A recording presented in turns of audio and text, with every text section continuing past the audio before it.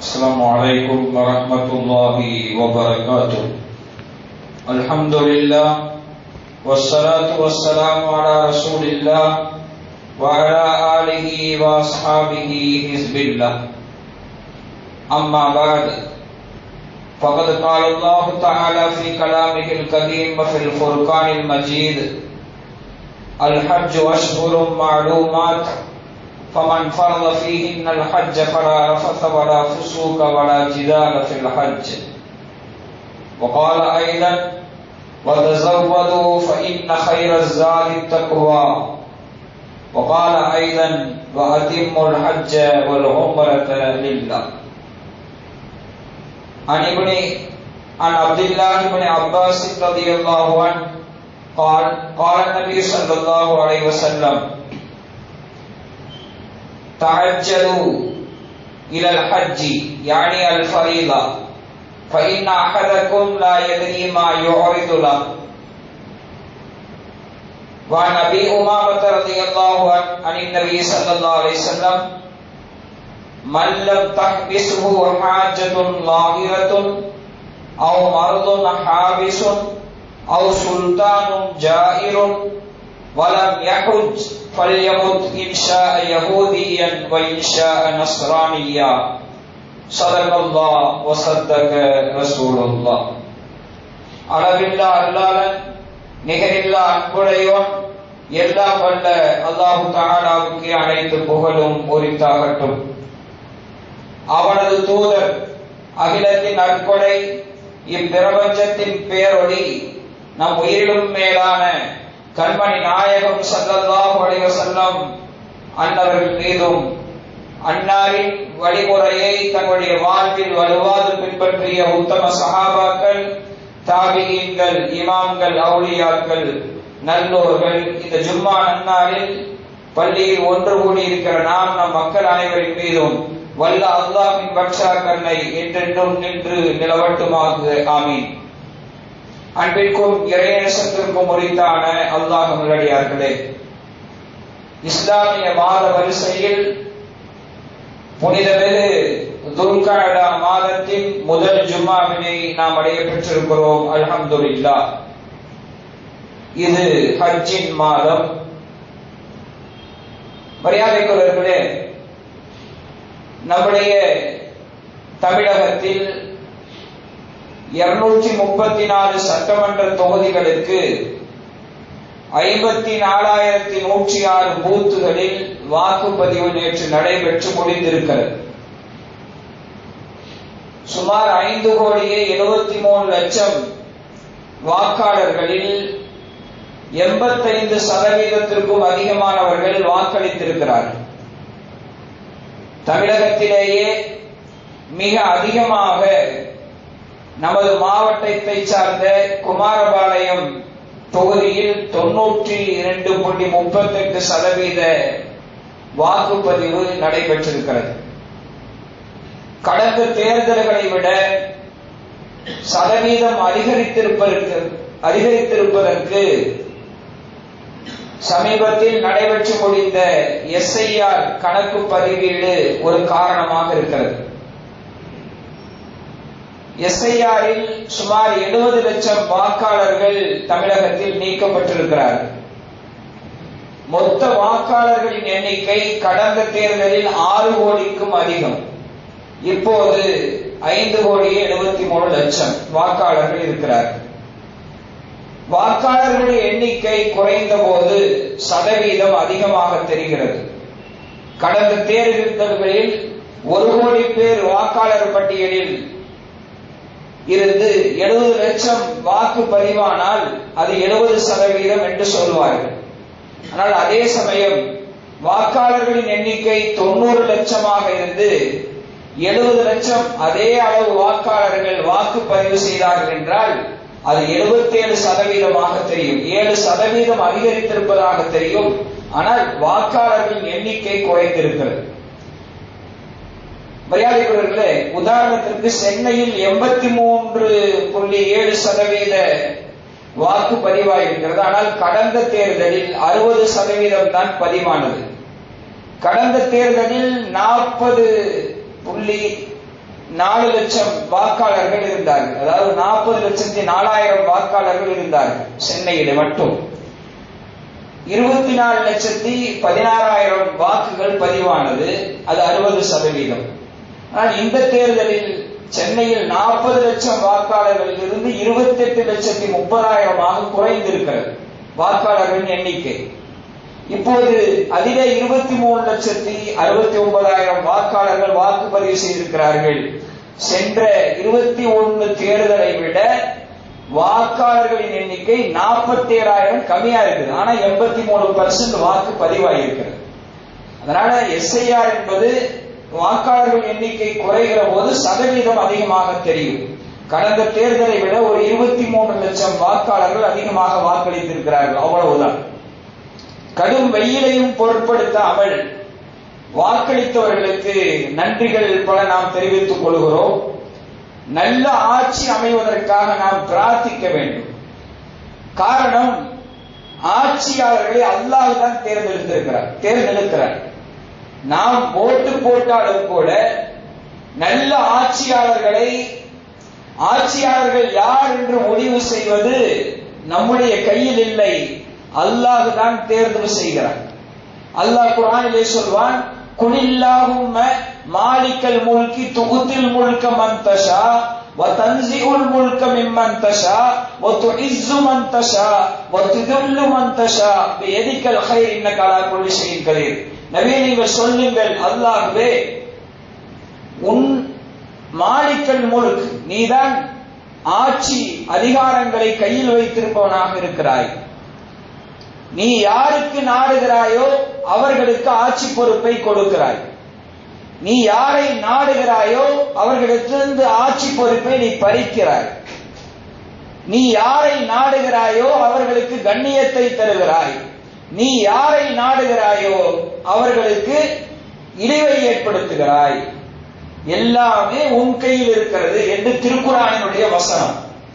அப்ப ஆட்சியாளர்களை தீர்மானிக்கிற அதிகாரம் அல்லாஹ்வுக்கு தான் இருக்கிறது. எனவே அல்லாஹ்விடத்திலே நாம் வாக்களித்து விட்டோம், அல்லாஹ்விடத்திலே நல்ல ஆட்சியாளர்களை தா என்று நாம் பிரார்த்திக்க வேண்டும்.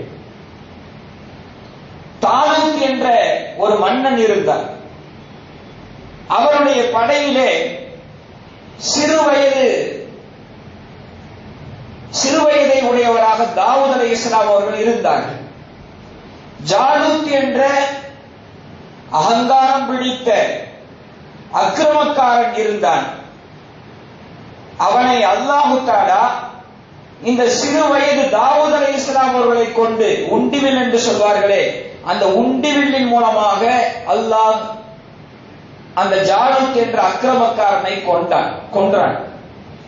வகத்தல தாவூது ஜாலூத். அல்லாஹ் சொல்வான், தாவூத் அலைஹிஸ்ஸலாம் அவர்கள் ஜாலூத் என்ற கொடுங்கோலனை கொன்றார்கள். எதன் மூலமாக? உண்டிவில்லின் மூலமாக கொன்றார்கள். அந்த தாவூத் அலைஹிஸ்ஸலாம் அவர்கள் தான், சிறுவராக இந்த தாவூத் அலைஹிஸ்ஸலாம் அவர்களுக்கு தான் அல்லாஹ் தஆலா பிற்காலத்தில் பலஸ்தீன் மண்ணுக்கு மன்னராக அல்லாஹ் தஆலா ஆக்கினான். வகத்தல தாவூது ஜாலூத் வஅதாஹுல்லாஹுல் முல்க வல் ஹிக்மா. அல்லாஹ் தாவூத் அலைஹிஸ்ஸலாம் அவர்களின் மூலமாக ஜாலூத்தை கொன்றான். அவருக்கு ஆட்சியையும் ஞானத்தையும் அல்லாஹ் கொடுத்தான் என்று திருக்குர்ஆனிலே சொல்லி காட்டுகிறார். ஆக ஆட்சியாளரை தீர்மானிப்பது அல்லாஹ்வாக இருக்கிறார். எனவே அந்த அல்லாஹ்விடத்திலே நாம் பிரார்த்திக்க வேண்டும். அல்லாஹும்ம லா துஸல்லித் அலைனா பிதுனூபினா.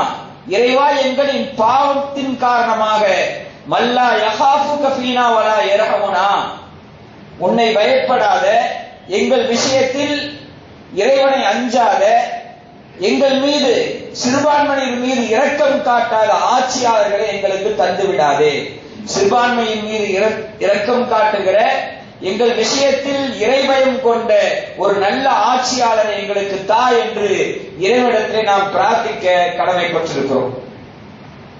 மரியாதைக்குரியவர்களே, ஆக நாம் நல்லாட்சியை அல்லாஹ் வழங்க வேண்டும் என்ற அல்லாஹ்விடத்தில் பிரார்த்தனை செய்து கொண்டே இருக்க வேண்டும்.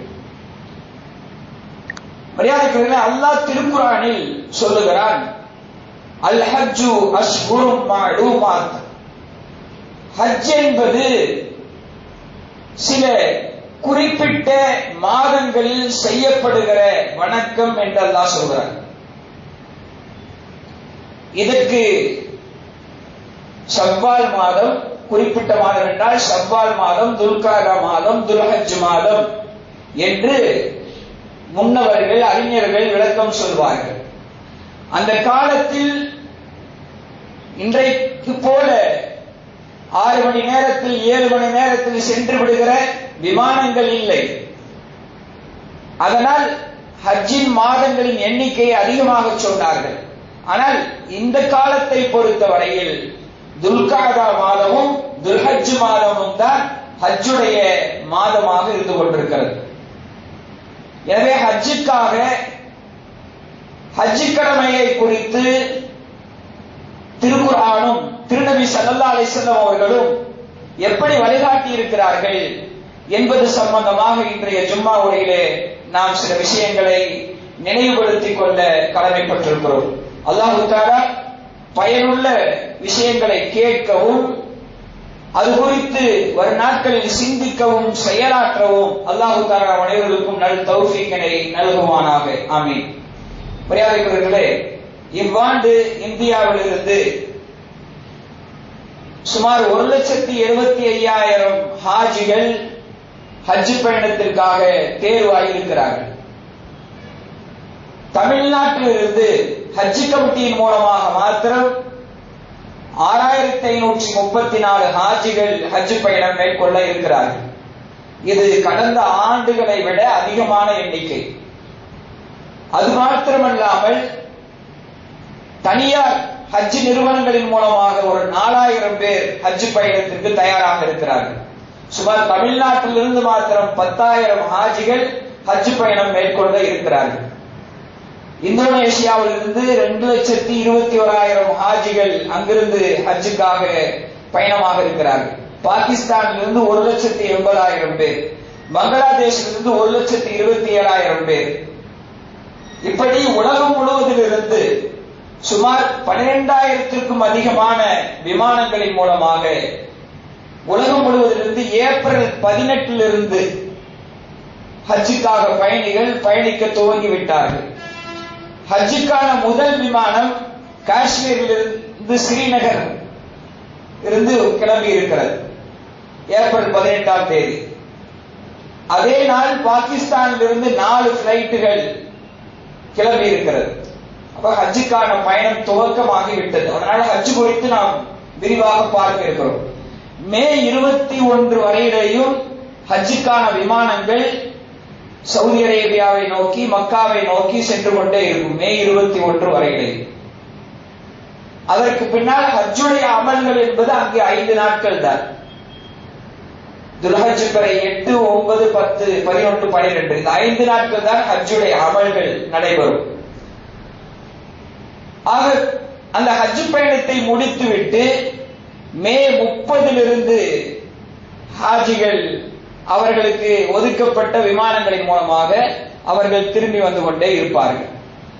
ஆக இஸ்லாத்தின் 50 கடமைகளில் ஒன்றான ஹஜ் பயணத்திற்கான துவக்கம் இப்போது ஆரம்பமாயிருக்கிறது. மரியாதைக்குரியவர்களே, உமர் இப்னு கத்தாப் ரலியல்லாஹு அன்ஹு அவர்கள் சொல்கிறார்கள், நாயகம் ஸல்லல்லாஹு அலைஹி வஸல்லம் கேட்டதாக, புனியல் இஸ்லாமு அலா ஹம்சி, இஸ்லாம் 5 தூண்கள் மீது அமைக்கப்பட்டிருக்கிறது.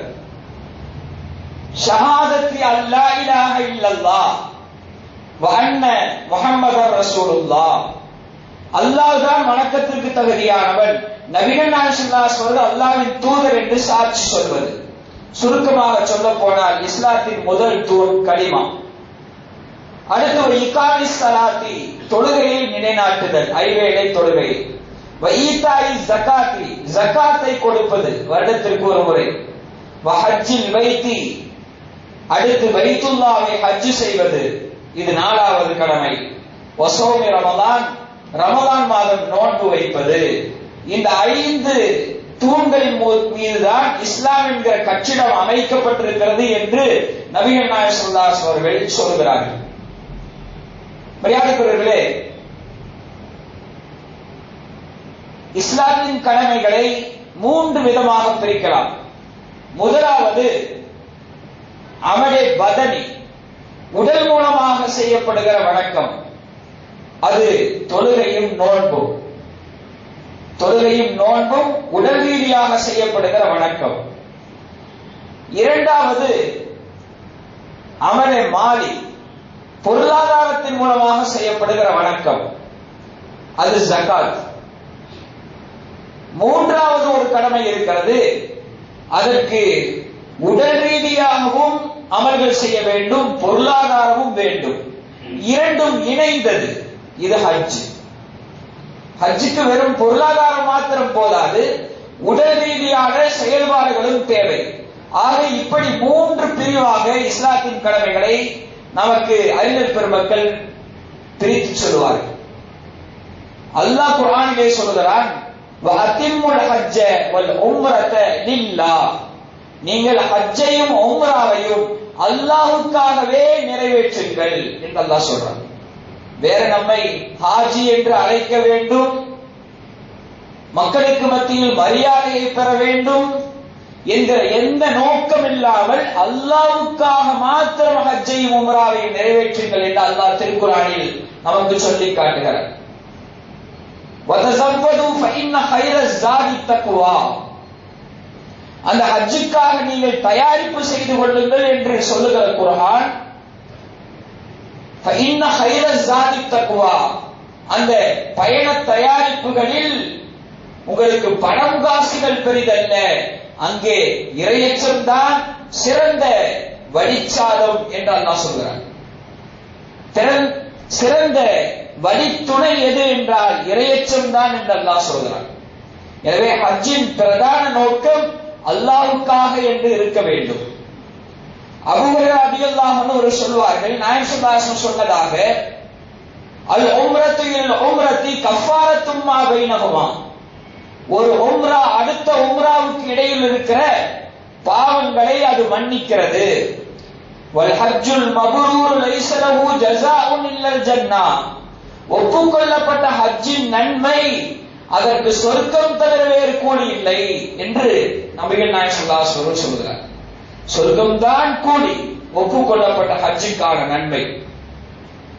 அதே போல நாயகம் ஸல்லல்லாஹு அலைஹி வஸல்லம் இன்னொரு இடத்திலே சொல்வார்கள், மன் ஹஜ்ஜ ஃபலம் யர்ஃபுஸ் வலம் யஃப்சுக் ரஜஅ கயௌமி வலதத்துஹு உம்முஹு, யார் ஹஜ் செய்து அதிலே அருவருப்பான வார்த்தைகளை ஆபாசமான செயல்களை அவன் செய்யவில்லை, அதே போல அருவருப்பான பாவமான காரியத்தையும் அவன் செய்யவில்லை என்றால் அவன் திரும்பி வருகிற போது அவன் தாய் பெற்றெடுத்ததை போல அவன் திரும்பி வருவான் என்றார்கள் நபிகள் நாயகம் ஸல்லல்லாஹு அலைஹி வஸல்லம்.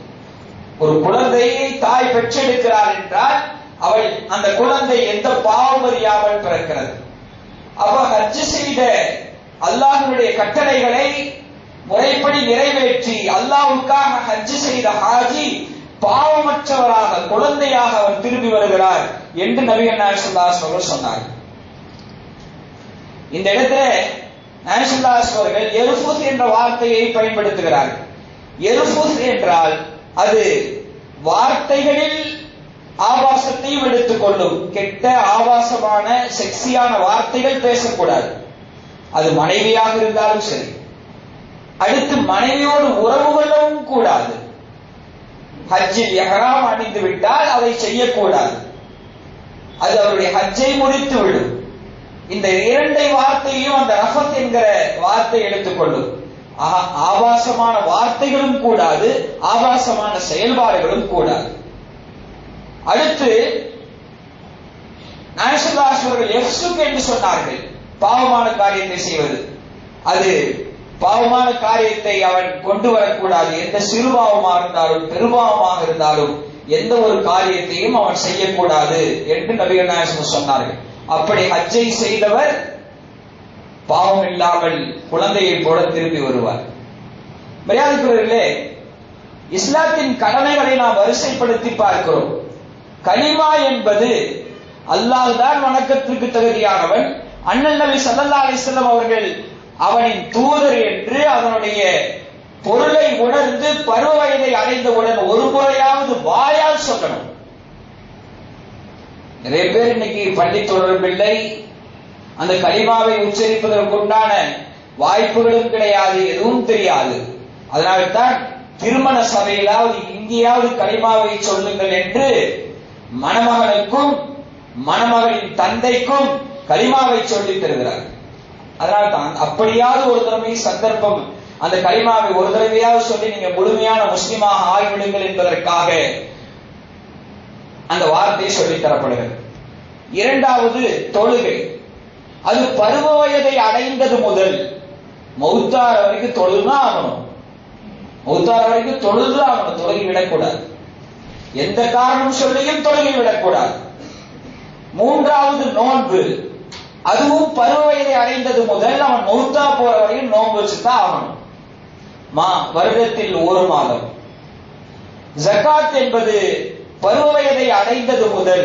இதற்கு வேணா எக்ஸ்ட்ரா ஒரு கண்டிஷன், வசதி இருக்கும் வரை வருடத்தில் ஒரு முறை கொடுக்கணும். அது 612 கிராம் வெள்ளியினுடைய அளவுக்கு ஒரு வருடம் பூர்த்தியாகி ஒருவன் அந்த காசை வைத்திருந்தால் அவனின் மீது ஜகாத்து கடமையாகிறது. அடுத்ததாக ஹஜ்.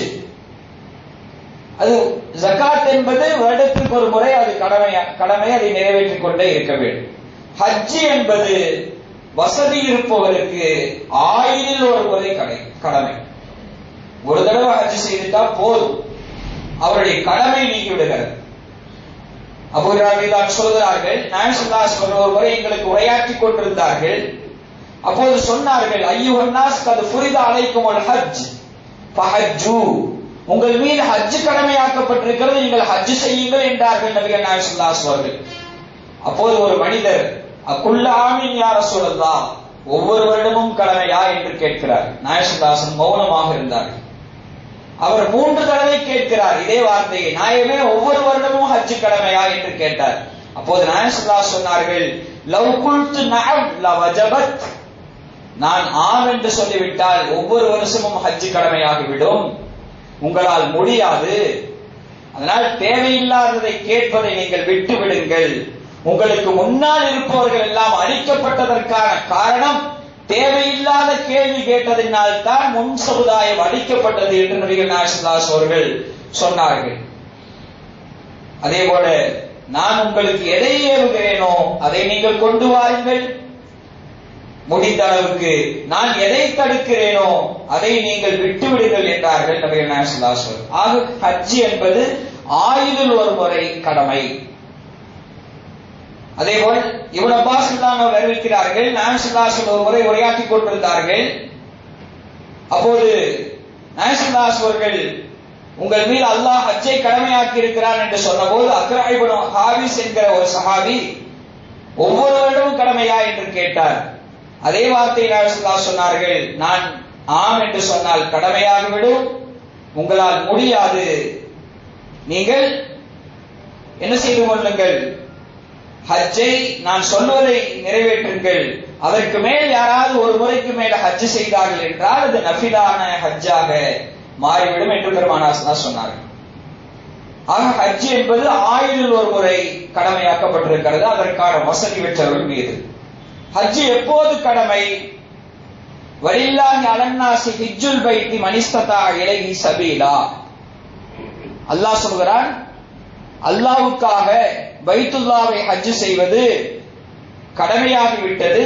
யாருக்கு என்றால் அங்கே போய் வருவதற்கான அந்த வசதி வாய்ப்பை பெற்றவர்கள், அதற்கான பொருளாதாரத்தை பெற்றவர்கள் மீது கடமை என்று அல்லாஹ் சொல்கிறார்.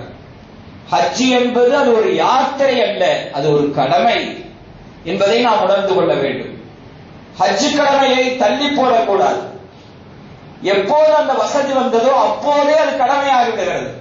தள்ளி போட்டால் அவன் பாவியாவான், அவனுடைய சாட்சி ஏற்றுக்கொள்ளப்படாது. கடுமையான எச்சரிக்கை பெருமானார் ஸல்லல்லாஹு அலைஹி வஸல்லம் மூலமாக சொல்லப்பட்டிருக்கிறது. நாயகம் ஸல்லல்லாஹு சொன்னார்கள், தஹஜ்ஜனு இலல் ஹஜ் ஃபஇன்ன அஹதக்கும் லா யத்ரி மா யுஅர்ரிஹு. ஹஜ்ஜை நீங்கள் விரைந்து செய்யுங்கள் என்றார்கள் பெருமானார் ஸல்லல்லாஹு அலைஹி வஸல்லம். ஹஜ்ஜை நீங்கள் விரைந்து செய்யுங்கள், காலதாமதப்படுத்தாதீர்கள். மரியாதைக்குரிய தொழுகை நடைபெற்றுக் கொண்டிருக்கிறது. இமாம் ருக்குவுக்கு சென்று விட்டார். அப்ப என்ன செய்யக்கூடாது? ஒதுச்சிட்டு வர்றவங்க ஓடி வரக்கூடாது, நிதானமா தான் வரணும், நிதானமா தான் வரணும். ஆனா ஹஜ்ஜிலே பெருமானார் ஸல்லல்லாஹு அலைஹி வஸல்லம் சொன்ன வார்த்தையை பாருங்கள், நீங்கள் விரைந்து செய்யுங்கள் என்றார்கள் பெருமானார் ஸல்லல்லாஹு அலைஹி வஸல்லம் அவர்கள். நம்ம எல்லாம் என்ன நினைச்சிட்டு இருக்கோம் அப்படின்னா, ஹஜ்ஜுங்கிறது வாழ்நாள்ல கடைசியா எல்லாம் செட்டில் ஆயிட்டு கடைசியாக செய்கிற கடமை என்று நாம் நினைத்துக் கொண்டிருக்கிறோம். அது தவறான ஒன்று. கலிமா, தொழுகை, நோன்பு, ஜக்காத், ஹஜ்ஜி என்று சொல்லுகிற வரிசையில் வேண்டுமானால் ஹஜ்ஜை கடைசியாக சொல்லலாம். ஹஜ்ஜி கடமை கடைசியாக கடமையாக்கப்பட்டது. ஹிஜ்ரி 9 தான் ஹஜ்ஜி கடமையாக்கப்பட்டது. அந்த வருடம் நபிகள் நாயகம் ஸல்லல்லாஹு அலைஹி வஸல்லம் ஹஜ் செய்யவில்லை, அபூபக்கர் ரலியல்லாஹு அவர்கள் ஹஜ் செய்தார்கள். அடுத்த வருடம் தான் நபிகள் நாயகம் ஸல்லல்லாஹு அலைஹி வஸல்லம் தன்னுடைய வாழ்நாளில் ஒரே ஹஜ், தன்னுடைய வஃபாத்திற்கு ஒரு சில மாதங்களுக்கு முன்னால் நபிகள் நாயகம் ஸல்லல்லாஹு அலைஹி வஸல்லம் அவர்கள் ஹஜ் பயணத்தை செய்தார்கள்.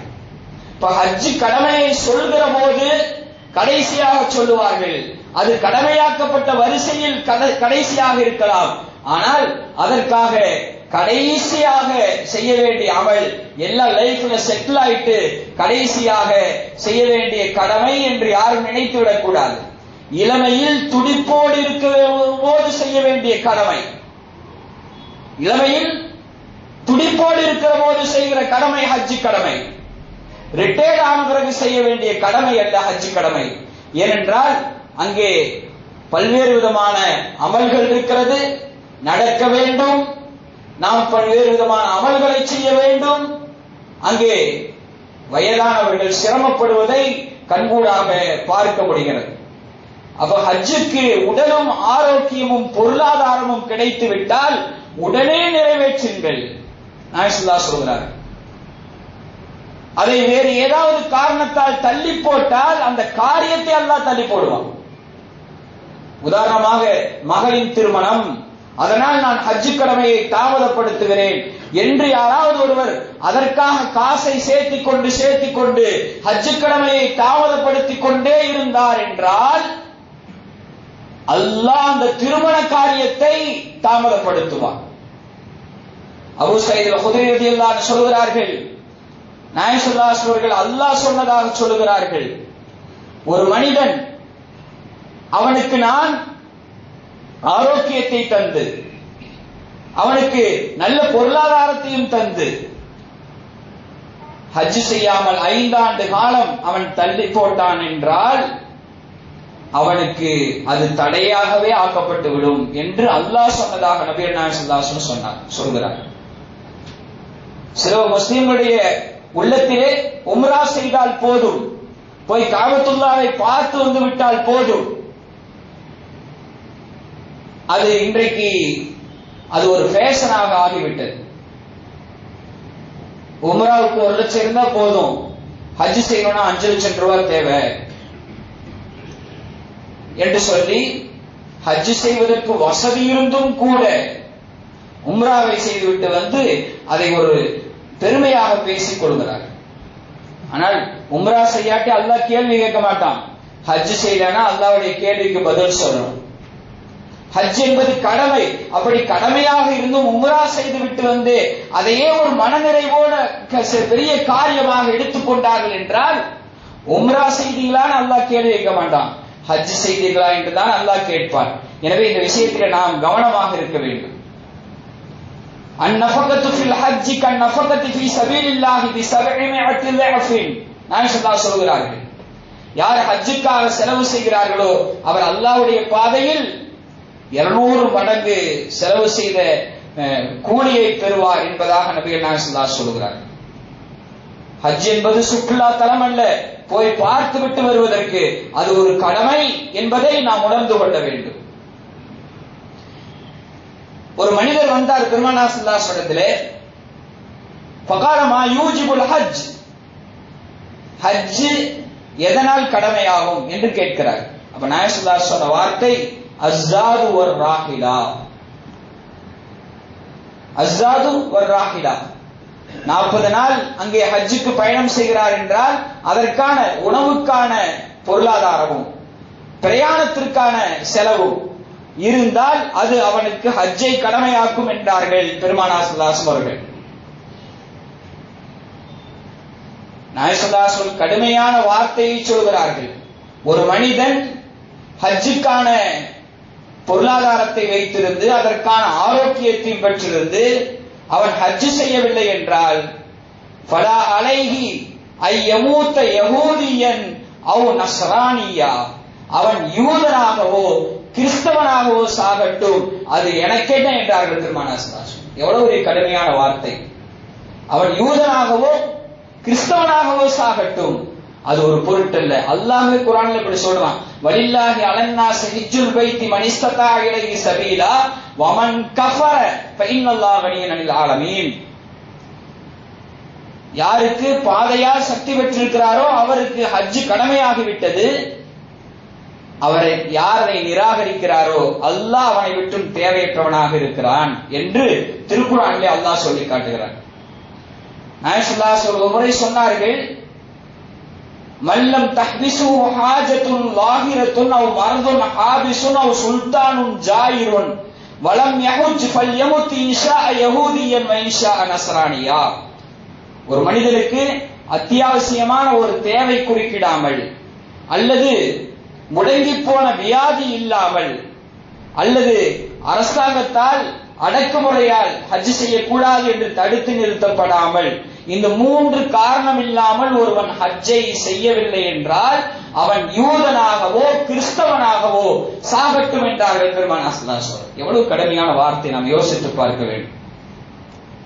அல்லாஹ் தஆலா வைலுல் முஷ்ரிக்கீன் அல்லதீன லா யுத்தூன ஸக்கா, யார் ஜக்காத் கொடுக்கவில்லையோ அப்படிப்பட்ட இணை வைப்பாளர்களுக்கு நரகம் என்கிறார். ஜக்காத் கொடுக்காதவனை முஷ்ரிக் என்று அல்லாஹ் சொல்கிறார். வாக்கிமுஸ் ஸலாத்த வலா தகூனு மினல் முஷ்ரிக்கீன், நீங்கள் தொழுகை நிலைநாட்டுங்கள், நீங்கள் இணை வைப்பாளராக ஆகிவிடாதீர்கள் என்று அல்லாஹ் சொல்றான். தொழுகாதவர்களை முஷ்ரிக் என்று அல்லாஹ் சொல்கிறார். தொழுகாதவர்களை முஷ்ரிக் இணை வைப்பாளர் என்று அல்லாஹ் சொல்கிறார். ஆனால் அல்லாஹு தஆலா வமன் கஃபர என்று அல்லாஹ் சொல்கிறான், ஹஜ் செய்யாதவனை நிராகரித்தவன் என்று சொல்கிறான். கடவுளே இல்லை என்று நிராகரிப்பவன். முஷ்ரிக் என்பவன் கடவுளுக்கு இணை வைப்பவன். அந்த காஃபிர் முஷ்ரிக்கை விட காஃபிர் கடுமையானவன், காஃபிர் மோசமானவன். அல்லாஹ் ஹஜ் கடமையை குறித்து அதை நிராகரிப்பவன் காஃபிர் என்ற வார்த்தையே பயன்படுத்துகிறான். மரியாதைக்குரியவர்களே, ஹஜ் என்பது ஒன்று அவர் அறிவாளியாக இருக்க வேண்டும், இரண்டாவது அவன் பருவ வயதை அடைந்திருக்க வேண்டும், அவன் மீது ஹஜ் கடமை. தொழுகை நோன்பு ஜகாத் என்பது 15 வயதானால் கடமை. பருவ வயது என்பது 13, 14, 15 இந்த வயதுக்குள்ளாகும். அதுபோல கடமை. அதே போல பருவ வயதை அடைந்தால் ஹஜ்ஜும் கடமை. 15 வயது ஆகிவிட்டது, அவனுக்கான சொத்து ஹஜ்ஜுக்கு போற அளவுக்கு இருக்குதுன்னா அவன் ஹஜ் போயாகணும். ஹஜ்ஜுக்கு போயாகணும். ரிட்டையர்ட் ஆன போது செய்யறதெல்லாம் ஹஜ் என்பது கடமை. அதே போல உடலும் ஆரோக்கியமாக இருந்தால் அவன் மீது ஹஜ் கடமை. ஹஜ் கடமைங்கிறது 40 வயசுக்கு பின்னாடி செய்யணும் அப்படிங்கிற மாதிரி தப்பான அபிப்பிராயம் இருக்கிறது. அதெல்லாம் தவறு. அடுத்து வாகனத்திற்கான செலவீனம் இருந்தால் அவன் மீது ஹஜ் கடமை. 5 லட்சம் அப்படின்னா ஹஜ் கமிட்டி மூலமா அல்லது பிரைவேட் மூலமா 8 லட்சம் ரூபாய், அந்த 8 லட்சம் ரூபாய் இருந்தா அவன் மீது ஹஜ் கடமை. அதே போல அவன் போய் வருகிற வரை அந்த 1 மாத 40 நாட்களுக்கு குடும்பத்திற்கான செலவீனத்திற்கான தொகையும் இருந்தால் அவன் மீது ஹஜ் கடமையாகிறது.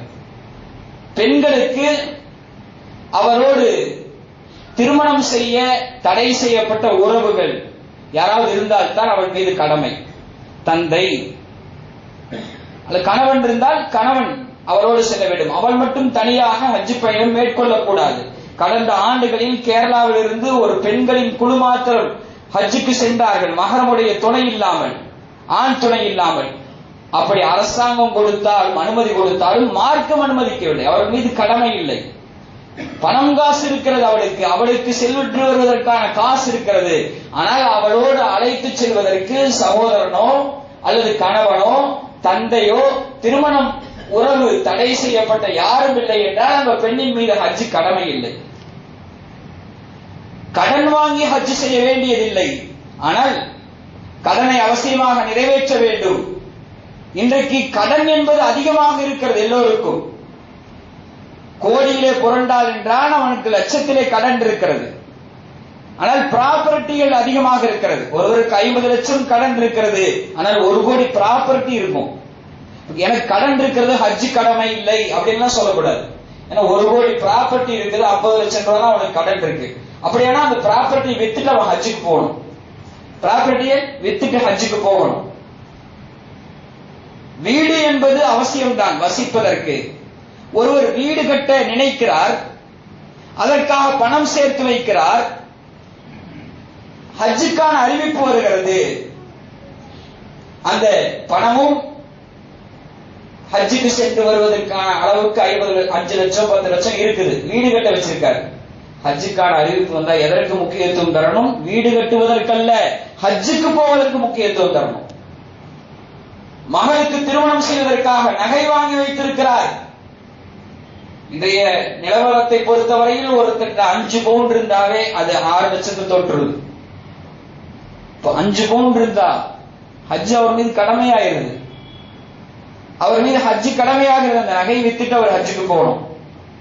ஒருத்தர் தன்னுடைய திருமணத்திற்காக பணம் சேர்த்து வைத்திருக்கிறார். விபச்சாரத்தில் விழுந்து விடுவான் என்கிற பயம், அச்சம் இல்லை என்று சொன்னால் அவன் என்ன செய்ய வேண்டும்? ஹஜ்ஜுக்குத்தான் முக்கியத்துவம் தர வேண்டும். ஒருவருடைய வீட்டில் ஒருத்தருக்கு வீடு, அவர் வசிப்பதற்கு ஒரு வீடு இருக்கிறது, இன்னொரு வீடு எக்ஸ்ட்ரா இருக்கு. அந்த வீடு விற்றால் ஹஜ் சென்று வரலாம் என்று இருந்தால் அந்த வீட்டை வித்துட்டு அவர் ஹஜ்ஜுக்கு போகணும். ஒரு வீடு போதுமல்ல அவருக்கு, அந்த வீட்டை வித்துட்டு அவர் ஹஜ்ஜுக்கு போகணும். இன்னும் சொல்கிறார்கள் நமக்கு மார்க்க வல்லுநர்கள், ஒருத்தருக்கு ஒரு வீட்டுல 2 குழந்தை, அவருக்கு ஒரு அறை, அந்த 2 குழந்தைகளுக்கு ஒரு அறை போதும். இன்னொரு அறை எக்ஸ்ட்ரா இருந்தா அந்த ரூம் வித்தா அந்த ஹஜ்ஜுக்கு போயிட்டு வர முடியும் என்று இருந்தால் அந்த ரூமை வித்துட்டு ஹஜ்ஜுக்கு போகணும். இந்த அளவுக்கு ஹஜ்ஜு கடமை என்பது கடைசி காலத்தில் செய்யறது அல்ல. எப்போது அதற்கான தொகை வந்து விட்டதோ அப்போதே செய்தாக வேண்டும். திருமணம், வீடு எல்லாம் அப்புறம்தான். தாபிஉ பைனல் ஹஜ்ஜி வல் உம்ரதி ஃபஇன்னஹுமா யன்ஃபியானி அல் ஃபக்ர வல்-ذுனூப கமா யன்ஃபில் கீர குபுஸல் ஹதீத் வல்-ذஹப். நபி ஸல்லல்லாஹு அலைஹி சொன்னார்கள், ஹஜ்ஜையும் உம்ராவையும் அடுத்தடுத்து செய்யுங்கள், அந்த இரண்டும் வறுமையை ஒழிக்கும், பாவங்களை அழிக்கும். எப்படி நெருப்பு இரும்பில் இருக்கிற துருவை நீக்குகிறதோ அதே போல தங்கத்தில் இருக்கிற அதை பாலிஷ் செய்கிறதோ அதுபோல அவனை பாவம் இல்லாதவனாக ஆக்கும் என்று நபிகள் நாயகம் ஸல்லல்லாஹு அலைஹி அவர்கள் சொன்னார்கள். மரியாதைக்குரியவர்களே, நாம ஹஜ்ஜுக்கு போவதற்கு இந்த பணமும் ஆரோக்கியம் இருந்தால் போய் வந்து விட வேண்டும். நாம சில தகுதிகளை உருவாக்கி வைத்திருக்கிறோம். பிள்ளைக்கு கல்யாணம் பண்ணலாம், அதுக்கப்புறம் ஹஜ்ஜுக்கு போலாம். அந்த பிள்ளைக்கு பேரன் பிறந்தது, அவன் பேத்தி பிறந்து அதுக்கு கல்யாணம் பண்ணிட்டு ரிட்டையர்டாக இருக்கிற காலத்துல ஹஜ்ஜை செய்யலாம் தள்ளி தள்ளி போடுவது இருக்கிறது குற்றம். அது யாத்திரை அல்ல, அது கடமை. அது செய்யாவிட்டால் அல்லாஹ்விடத்திலே கேள்வி உண்டு. நான் தொழுகிறதே இல்ல, எப்படி ஹஜ் செய்யறது அப்படின்னு சில பேர், பண வசதி இருக்கும், ஹஜ்ஜுக்கான காசுகள் இருக்கும், அதையும் முடிச்சு போடக்கூடாது. தொழுகணும் தான், தொழுகி விட்டா அது அல்லாஹ்வுக்கு பதில் சொல்லி ஆகணும். நான் தொழுகிறதே இல்ல, ஹஜ் செஞ்சு என்ன பயன் அப்படின்னு சொல்லி சில பேர் நினைக்கிறாங்க. எதுக்குன்னா ஹஜ்ஜுக்கு போயிட்டு வந்துட்டா ஹஜ்ஜுக்கு போயிட்டு வந்து தொழுகாம இருக்கிறான்னு கேள்வி வந்துருமேன்னு பயம்.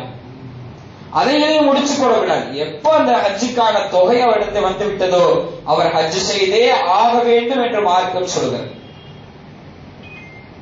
மரியாதைக்குரியவர்களே, தொழுகையை விடுவதின் மீது நமக்கு என்ன வந்துவிடக்கூடாது, அதன் மீது ஒரு பொதுவோக்கு வந்துவிடக்கூடாது. அதாபுல் அலீம், அல்லாஹ்வுடைய என்னுடைய வேதனை மிக கடுமையான வேதனை என்பதாக அல்லாஹ் சொல்கிறார். எல்லா வேலையும் முடிச்சுட்டு வந்து ஓல்சனா வந்து தொழுகிறது அதெல்லாம் இருக்கும். அந்தந்த கடமையை இன்ன ஸலாத்த கானத் அலல் முஃமினீன கிதாபம் மவ்கூதா, நிச்சயமாக தொழுகை என்பது நேரம் குறிக்கப்பட்ட கடமையாக இருந்து கொண்டிருக்கிறது. ஃபஜ்ர் தொழுகையில் காத்து வாங்குறது, சஃப்புகளில் தொழுகைக்கு ஆள் இல்லை. எல்லா தொழுகையும் அப்படித்தான். நம்ம யோசிச்சு பார்க்கணும், தொழுகையை விடவே கூடாது. ஆனால் தொழுகையும் ஹஜ்ஜையும் நாம் என்ன செய்யக்கூடாது, தொழுகை அதனால ஹஜ்ஜை நான் செய்ய முடியாது என்றெல்லாம் நாம் ஒத்திப்படக்கூடாது.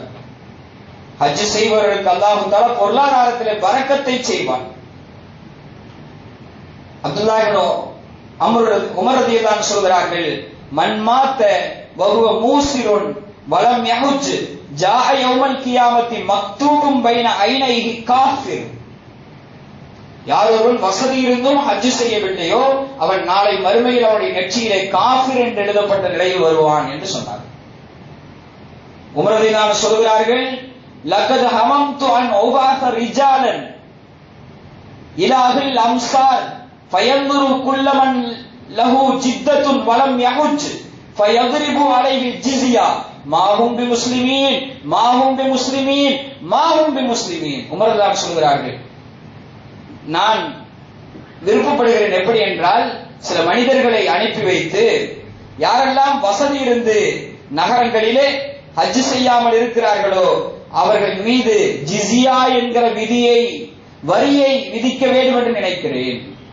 ஜிஸியாங்கிற வரி இஸ்லாமிய நாட்டில் இஸ்லாமிய அரசாங்கத்தின் கீழ் இருக்கிற மாற்று மதத்தவர்களுக்கு விதிக்கப்படுகிற வரி. மாவும்பி முஸ்லிமீன், அவர்கள் முஸ்லிம்களே அல்ல, அவர்கள் முஸ்லிம்களே அல்ல, அவர்கள் முஸ்லிம்களே அல்ல. வசதி இருந்தும் யார் ஹஜ் செய்யவில்லையோ அவர்கள் முஸ்லிம்களே அல்ல என்று உமர் ரலியல்லாஹு அன்ஹு சொல்கிறார். இப்னு உமர் ரலியல்லாஹு அன்ஹு சொல்கிறார்கள், மன் வஜத இலல் ஹஜ்ஜி சபீலன் சுன்னத்தன் சனத்தன் சும்ம சனத்தன் சும்ம மாத்த வலம் யஹுஜ் லம் யுஸல்லி அலைஹி லா எதிரி மாத்த யஹூதியன் அவ் நஸ்ரானியா. இப்னு உமர் ரலியல்லாஹு அன்ஹு சொல்கிறார்கள், ஒருவனுக்கு ஹஜ் செய்வதற்கான வசதி இருந்தும் ஒரு வருடம் ஹஜ் செய்யாமல் தள்ளி போட்டான், அடுத்த வருடமும் ஹஜ் செய்யாமல் தள்ளி போட்டான், அவன் பிறகு மௌத்தாகி விட்டான் என்றால், ஹஜ் செய்யாமலே மௌத்தாகி விட்டான் என்றால் அவனுக்கு நான் தொழுகை நடத்த மாட்டேன், ஜனாசா தொழுகை நடத்த மாட்டேன் என்றார்கள் இப்னு உமர் ரலியல்லாஹு அன்ஹு அவர்கள். ஏனென்றால் அவன் யூதனாக மௌத்தானானா அல்லது கிறிஸ்தவனாக மௌத்தானானா என்பது தெரியாது என்று சொன்னார். யோசித்து பார்க்க வேண்டும் மரியாதைக்குரிய. இப்படியெல்லாம் ஹஜ்ஜுக்கான கடமை குறித்து நம்முடைய மார்க்கம் வலியுறுத்தி இருக்கிற ஒரு விஷயம். இந்த விஷயத்தில் நம்முடைய சமுதாயம் மிக அசட்டையாக இருந்து கொண்டிருக்கிறார்கள். காலம் கழிந்த பின்னால், எல்லா காரியமும் முடிந்த பின்னால் கடைசியாக செய்து கொள்ளலாம் என்று தள்ளி போட்டுக் கொண்டே இருக்கிறார்கள். அதுவரையிலையும் இவர்கள் உயிரோடு இருப்பார்கள் என்பதற்கான என்ன நிச்சயம்? நாளை அல்லாஹ்விடத்திலே நீ ஏன் ஹஜ்ஜுக்கான கடமையை வசதியை பெற்றிருந்தும் ஹஜ் செய்யவில்லை என்கிற கேள்விக்கு என்ன பதில் சொல்ல போகிறார்கள் என்பதை யோசித்து பார்க்க வேண்டும். ஹஜ் என்பது கடைசி கடமை அல்ல, அது நமக்கு அந்த வசதி வந்ததும் செய்ய வேண்டிய பிரதானமான முதல் கடமை என்பதை நாம் உணர்ந்து கொள்ள வேண்டும். அல்லாஹு தஆலா நாம் அனைவருக்கும் அந்த ஹஜ்ஜுடைய பாக்கியத்தை நல்குவானாக. இந்த ஆண்டு ஹஜ் செய்கிற எல்லோரும் ஹாஜிகளுடைய ஹஜ்ஜுகளை அல்லாஹு தஆலா ஒப்புக்கொள்ளப்பட்ட ஏற்றுக்கொள்ளப்பட்ட ஹஜ்ஜாக ஆக்கியல்வாளிப்பானாக. அவருடைய பயணங்களை அல்லாஹு தஆலா லேசாக்குவானாக. நம் அனைவருக்கும் ஹஜ்ஜின் மீதான ஆர்வத்தை அல்லாஹு தஆலா அதிகப்படுத்துவானாக. ஆமீன். அல்ஹம்துலில்லாஹி ரப்பில் ஆலமீன். வஸ்ஸலாமு அலைக்கும் வரஹ்மத்துல்லாஹி தஆலா வபரகாத்துஹு.